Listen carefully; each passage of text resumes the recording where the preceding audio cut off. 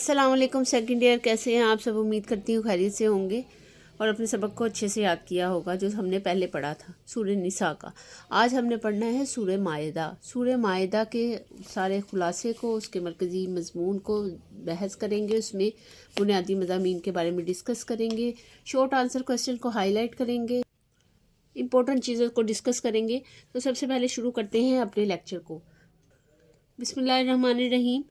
सबसे पहले है सूरह माइदा का तारुफ। सूरह माइदा का तारुफ लिखिए। इसको हम हमेशा लिखते हैं शॉर्ट में, ये शॉर्ट क्वेश्चन है, ठीक है। इसके बाद हमारे पास है सूरह माइदा कुरान मजीद की 5वीं सूरत है। तो ये क्या हुआ, MCQs। आपको पता है हमेशा से हम इस पर निशान लगाते हैं। ये छठे पारे से शुरू होकर 7वें पारे पर ख़त्म होती है। सूरह माइदा डैश पारे से शुरू होकर डैश पारे तक ख़त्म होती है। ये मदनी सूरत है या मदीना मनव्वरा में सूरत है। इसकी 120 आयात और 16 रुकू हैं। ये सारे MCQs हैं, ठीक है। आगे वजह तस्मिया आ जाता है। वजह तस्मिया हम हमेशा आपको अलग से मैं नोट डाउन करवा देती हूँ। सूरह माइदा का इनाम, इसकी आयत नंबर 112 इस काल हवारी यूना से लेकर यहाँ तक समाई से माखूज है। अलमाइदा दस्तरखान को कहते हैं। अलमाइदा किसे कहते हैं? दस्तरखान को। ये क्या हुआ, MCQs। इसको भी हमने निशान लगा लिया।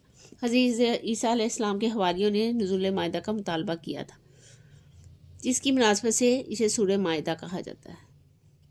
इसका एक नाम जो है सूरह कूद भी है। कूद के मायने वादे और मुआहिदे के हैं।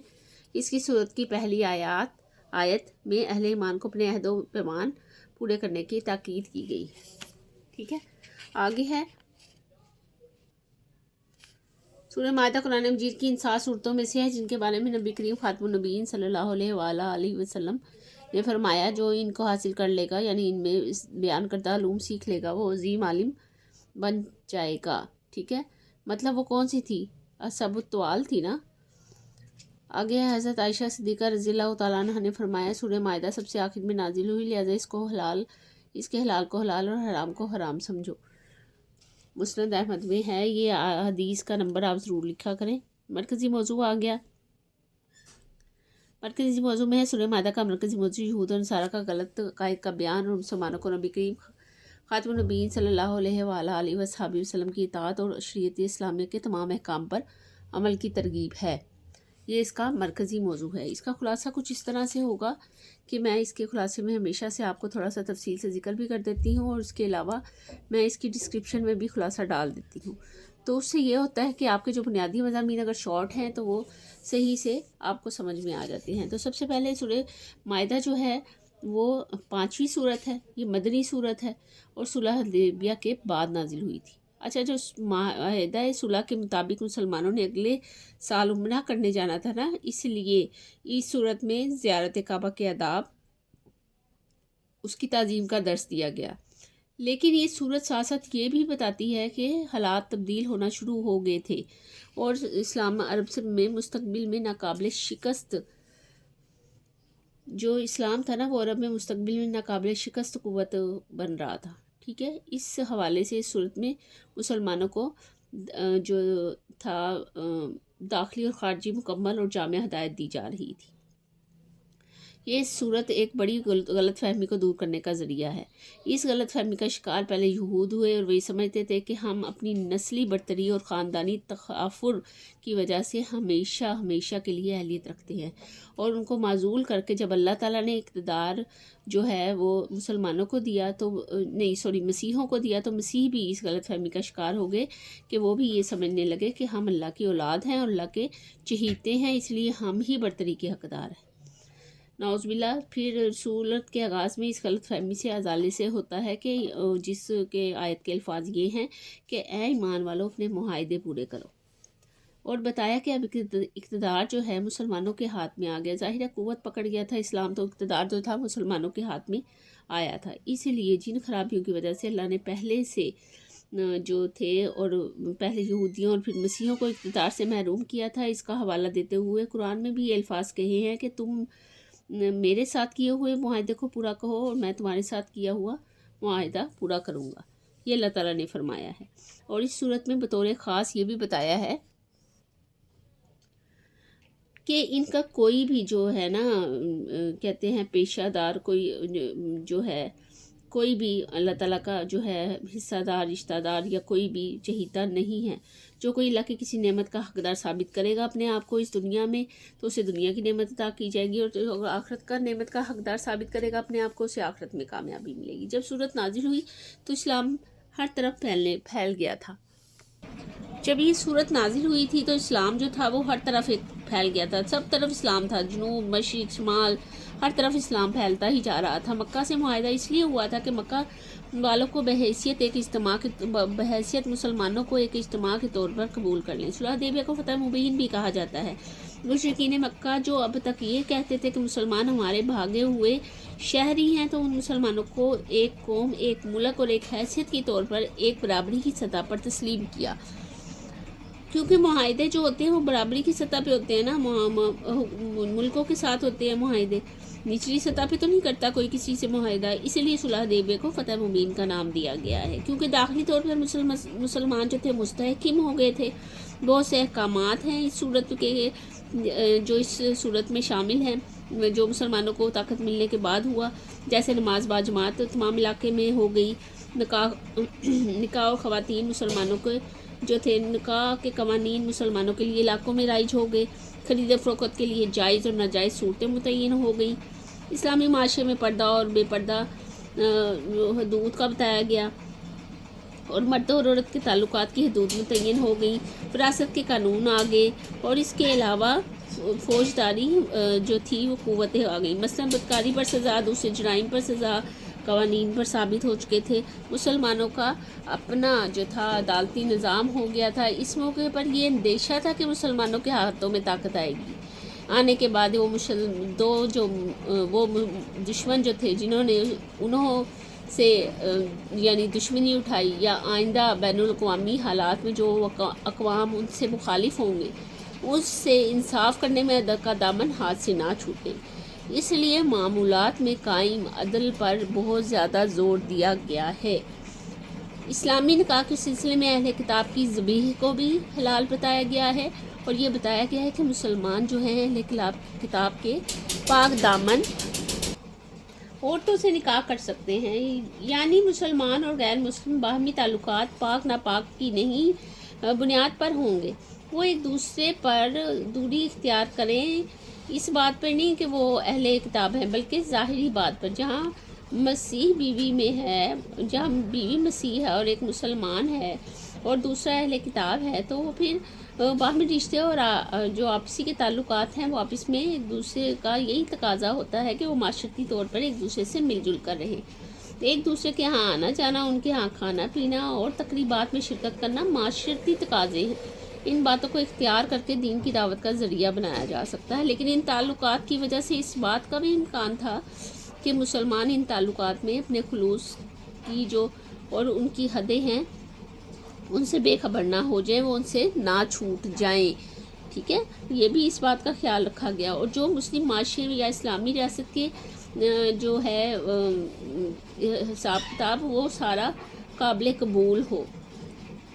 اس صورت میں یہ بھی حکم دیا گیا تعلقات کو اعتدال پر رکھا جائے، اور کہا گیا ہے کہ یہود نصارہ کبھی بھی تمہارے دوست نہیں ہو سکتے، انہیں اپنے رازوں میں شریک نہ کرو، معاشرتی تعلقات اس غرض سے ہوں کہ اس کے ذریعے تم انہیں کوئی جو ہے اپنے دل کی بات نہ کہو، بلکہ اسلام کے دائرے میں انہیں کافرانہ میدان سے اسلام کے دائروں میں لے آؤ۔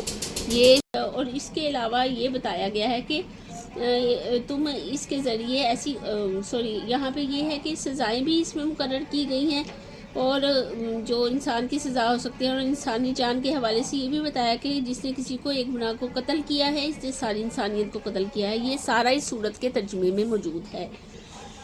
اور اس کے علاوہ یہ بھی بتایا گیا ہے کہ چوری اور ڈاکے کو حرام قرار دیا گیا ہے۔ اس حوالے سے صورت اس اعتبار سے بہت اہمیت کی حامل ہے، جہاں اسلام کے داخلی استحکام کی بات کرنی ہے تو وہیں اس کے بین الاقوامی تعلقات کی حدیں اور اس کی حدود بھی اجاگر کرتی ہیں۔ ایسی صورت میں یہود اور نصارہ کو اسلام کی دعوت بھی دی گئی، اور یہ بھی کہا گیا کہ تمہارے غلط رویوں کی وجہ سے بے بنیاد عقائد، نسلی تفاخر اور تمہارے پیروں کو خدائی اختیار کی وجہ سے اور سود کھانے اور دوسری اقوام پر ظلم کرنے کی وجہ سے تم اپنے اقتدار سے محروم ہوئے ہو. یہ اس آیت ان کی آیات میں بتایا گیا ہے اس صورت کی. لیکن یہ اقتدار اور عزت سے محرومی کوئی ایسی چیز نہیں ہے جو تمہاری ذات یا نصارہ کی نسلوں کے ساتھ وابستہ ہو گئی ہے، بلکہ اس کا تعلق تو تمہارے اعمال اور کردار سے، اور بلکہ یہ دعوت جو دی گئی ہے وہ نبی امی پر ایمان لا کر تمہاری کردار کو پورا کرتی ہے. اپنے ان غلط رویوں کو چھوڑ کر نسلی تفاخر سے باز آ کر تم آ جاؤ، یہ کفار کو کہا گیا ہے، اور اپنے عقائد کو درست کر لو، اور علماء اور اپنے دین کے رہنماؤں کو حلال اور حرام کا اختیار و تفویض نہ کرو، تو تم کو اقتدار دوبارہ حاصل ہو سکتا ہے اور عالمی طور پر تمہیں عزت مل سکتی ہے. یہ بھی ان کو یہ چیز بتا دی گئی. ٹھیک ہے، جہاں اہل کتاب کی دعوت دی گئی ہے، ساتھ ہی یہ کہا گیا ہے کہ مسلمان جو چاہتے ہیں انہیں اقتدار پہلے ملے تو اس اقتدار میں عزت حاصل ہو، تو اس کا طریقہ یہ ہے کہ داخلی اور خارجی تمام گناہوں سے اپنے آپ کو بچا لیں.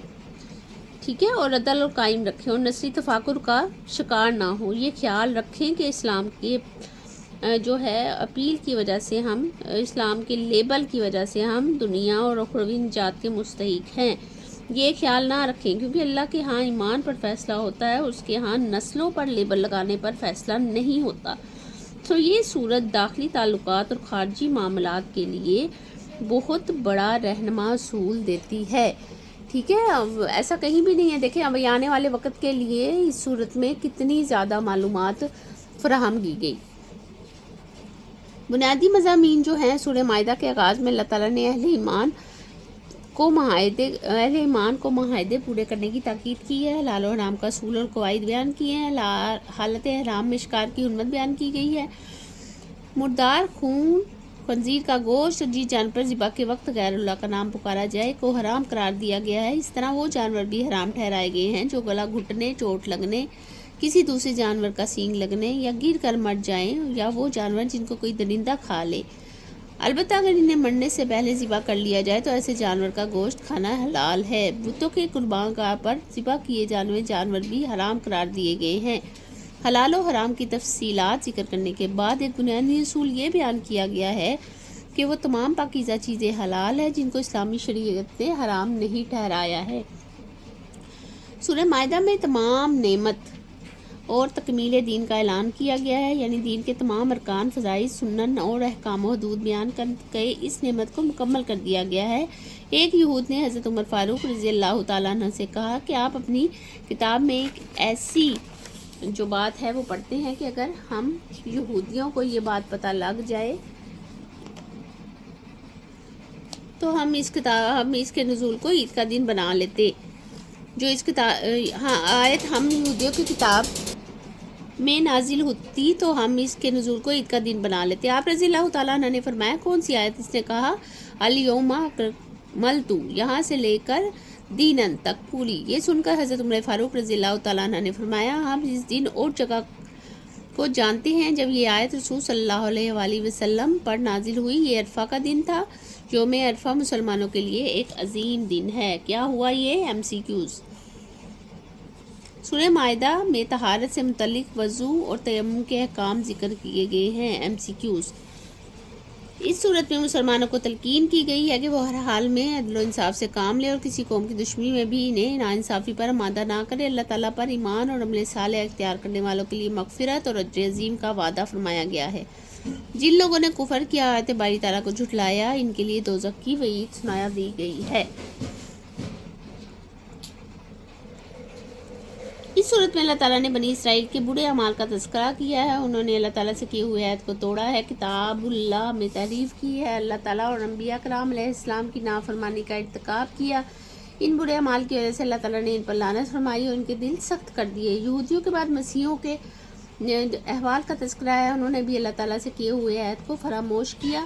حضرت عیسیٰ علیہ السلام کو خدا کا بیٹا قرار دیا اور خود کو اللہ تعالیٰ کے ایک بیٹے اور محبوب قرار دیتے تھے.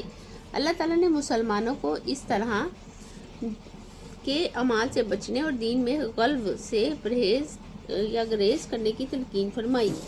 سورہ مائدہ میں حضرت آدم علیہ السلام کے 2 بیٹوں کی قربانی کا قصہ ذکر کرتے ہوئے یہ تعلیم دی گئی کہ اللہ تعالیٰ جو ہے متقین کی قربانی کو قبول کرتا ہے۔ اس قصے کے تناظر میں یہ قانون بھی ذکر فرمایا گیا ہے کہ جس نے کسی ایک انسان کو ناحق قتل کیا گویا کہ اس نے ساری انسانیت کو قتل کیا۔ جس نے کسی ایک انسان کی جان بچائی گویا اس نے ساری انسانیت کی جان بچائی۔ مزید برآں اس صورت مبارکہ میں قصاص کے احکام کا تذکرہ بھی کیا گیا ہے۔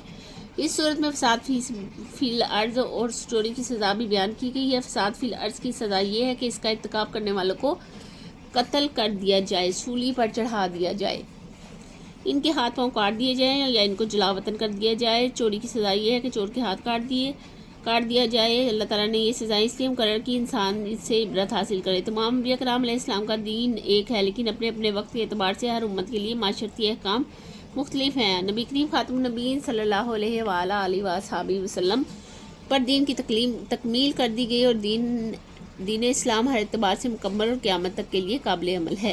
سورہ مائدہ میں اللہ تعالیٰ نے چند حق پرست اہل کتاب کا تذکرہ کیا ہے کہ جب انہوں نے رسول اللہ خاتم النبیین صلی اللہ علیہ وآلہ وصحبہ وسلم پر نازل ہونے والی کتاب کی آیات کو سنا تو ان کے دل نرم ہو گئے، وہ گریہ زاری کرنے لگے اور حق کی شہادت دیتے ہوئے ایمان لے آئے۔ اللہ تعالیٰ نے ان کے اس رویے کی تعریف کرتے ہوئے انہیں جنت کا حقدار ٹھہرایا۔ جنہوں نے ایمان لانے سے انکار کیا انہیں جہنم کی وعید سنائی۔ اچھا، اب یہ جو لاسٹ ہے، ایمان لانے سے جنہوں نے انکار کیا ان کو کیا سنایا گیا ہے؟ جہنم کی وعید سنائی گئی ہے۔ یہ جو ہے یہ MCQs ہے۔ آگے ہمارے پاس بخشش کی دعائیں ہیں نیکسٹ پیج پہ، یہ آپ نے یاد کر لینی ہیں، اور یہ بہت زیادہ مجرب دعائیں ہوتی ہیں جو لاسٹ میں لکھی ہے۔ خوشی اور رزق میں برکت کی دعا یہ بہت اچھی ہے۔ اگر آپ ہر نماز کے بعد 11 بار اس کو پڑھتے ہیں اور اللہ تعالیٰ سے جس رزق یا جس بھی چیز کی خواہش رکھ کے دعا کرتے ہیں تو اللہ تعالیٰ آپ کی دعا کو ضرور قبول کرتا ہے۔ یہ بہت مجرب ہے، یہ میری آزمائی ہوئی ہے، آپ بھی اس کو کر کے دیکھیے گا۔ اللہ تعالیٰ آپ کو 5 وقت نماز پڑھنے کی توفیق عطا فرمائیں۔ آگے ہم اس کا پڑھیں گے ترجمہ، اس کو ہم کمپلیٹ کریں گے تاکہ ہمارا اس میں کوئی مسئلہ یا کوئی وہ نہ رہ جائے، یا یہ اگر ویڈیو زیادہ لمبی ہو گئی ہے تو پھر ہم اس کو پھر کر لیں گے، یا اس کو پھر ہم کل ڈال لیتے ہیں، ہم اس کو کل کر لیں گے کیونکہ اس کا ترجمہ پھر ہمیں اچھے سے سمجھ آ جائے گا۔ تو امید کرتی ہوں کہ آج کی جو ویڈیو ہے وہ آپ کو سمجھ آئی ہوگی، لیکچر اچھے سے سمجھا ہوگا۔ اگر آپ کو سارے لیکچر کی سمجھ آئی ہے اور آپ کو اس میں کوئی پرابلم یا پریشانی نہیں ہوئی تو اس کو لائک کریں۔ لائک کرنے سے یہ ہوتا ہے کہ ہمیں پتہ لگ جاتا ہے کہ آپ کو اس کی اچھی سی سمجھ آئی ہے۔ اسے اپنے دوستوں کے ساتھ شیئر کریں۔ تھا تو یہ ایک پیج ہی، لیکن شارٹ اس لیے کروایا کہ پھر آگے جو ترجمہ اور ایکسرسائز ہے وہ زیادہ لینتھی ہو جانی تھی، اس لیے آج اس کا شارٹ ہی کروایا۔ تو اس کے خلاصے کو میں ڈسکرپشن میں ڈال دوں گی، یا نیکسٹ میں جب ہم ایکسرسائز کریں گے اس میں جو معاہدہ صلح حدیبیہ تھا وہ ڈال دوں گی، ٹھیک ہے؟ اس سے یہ ہوگا کہ آپ کو اس کے اگر صلح حدیبیہ کا معاہدے کا کچھ آ جاتا ہے تو وہ آپ اس سے آرام سے اٹیمپٹ کر لیں گے۔ میرے چینل کو لائک کریں اور سبسکرائب کریں، آنے والی ویڈیو سے آپ باخبر رہیں گے، اس لیے ایسا کرنا ضروری ہے۔ بیل آئیکن کو لازمی پریس کر دیں۔ اپنا بہت سارا خیال رکھیں۔ نیکسٹ ویڈیو میں دوبارہ سے ملتے ہیں ایک نئی لیکچر کے ساتھ، اس کی ایکسرسائز کے ساتھ۔ تب تک کے لیے اپنا بہت سارا خیال رکھیں۔ نیکسٹ ویڈیو میں ملیں گے انشاءاللہ۔ اللہ حافظ۔